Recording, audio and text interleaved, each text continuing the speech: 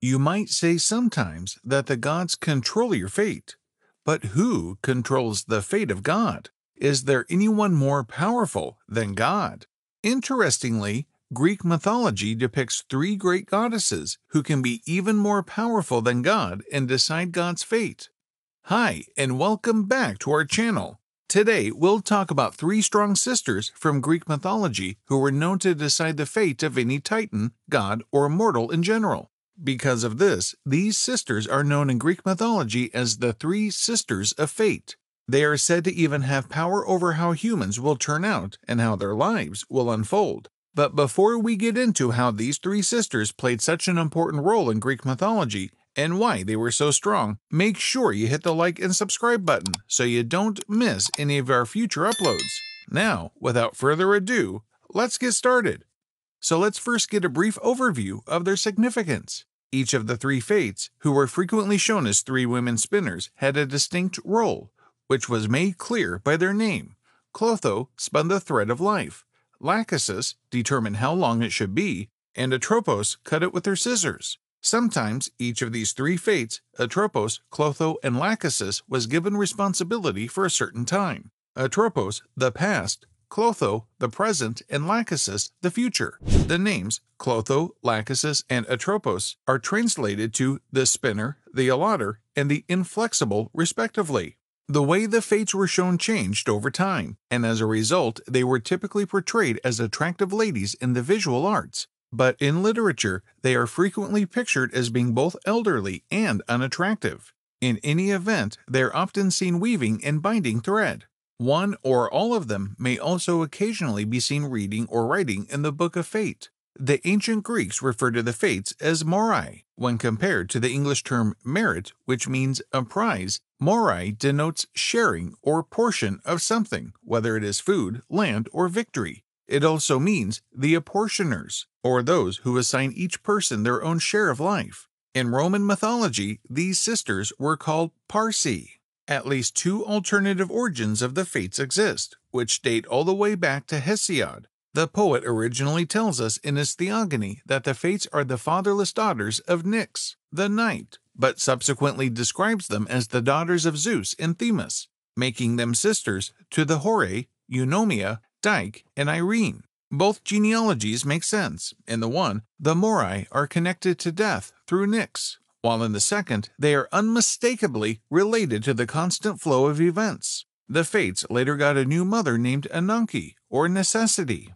But hey, why haven't we heard of fates even though they are more powerful than the god? Well, in mythology, the fates do not show up very often.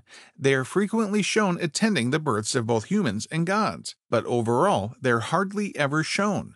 Still, there are two fascinating exceptions where we get a hint about their existence. The first time the fates ever spoke to a mortal was when Meleager was born, and they told his mother Althea that he would survive until a burning wood was completely reduced to ashes. Althea then hid the log in a chest and kept it secure for many years.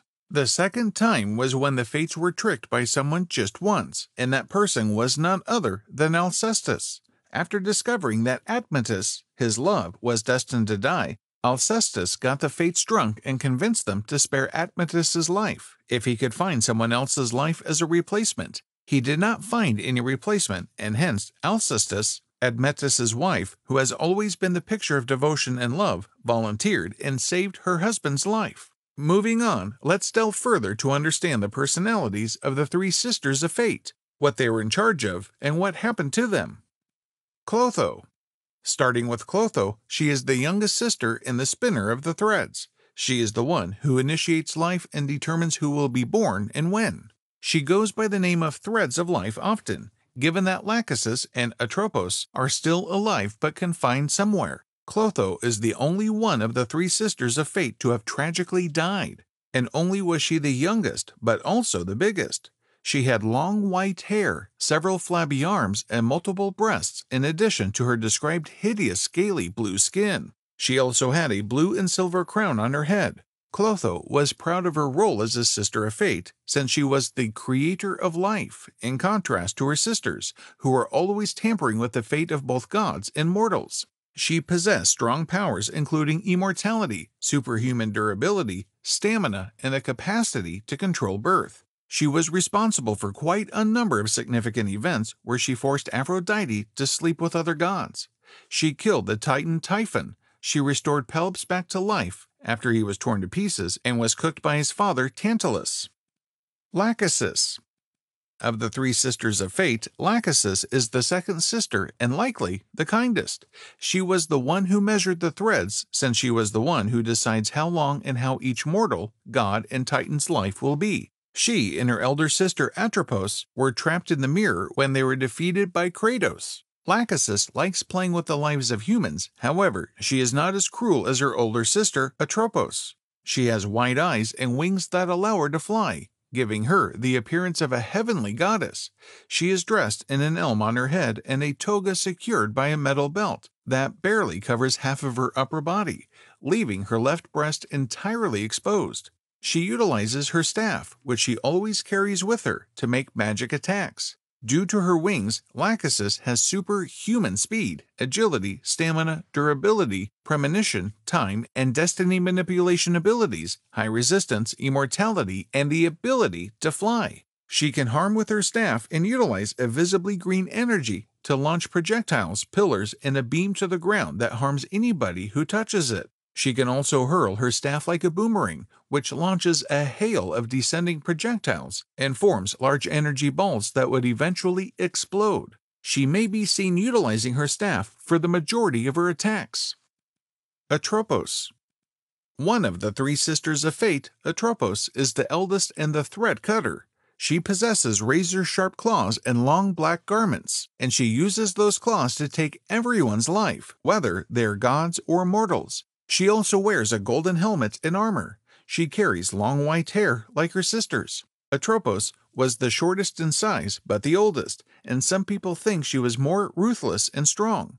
She takes tremendous pleasure in teasing everyone around her by threatening to cut their threads and end their lives in an instant. She happens to believe that she has complete control over everyone's life and is incredibly proud of her status as a fate. She thinks herself to be far more powerful than both Clotho and Lachasis, feeding into her enormous ego, and she continuously likes playing with everyone's fate, whether they are mortal or eternal.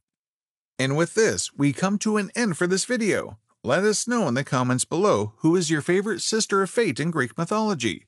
Interestingly, there are also three sisters of fate in the Roman mythology that have similar significance to the story we covered today. Isn't it wonderful when mythologies overlap? It gives us all the more reason to believe that everything written in them was at some point real. Now, if you enjoyed this video and want to know more about ancient mythology, make sure to like and subscribe so we can bring more of such stories to you in the future. We'll see you next time. Until then, goodbye.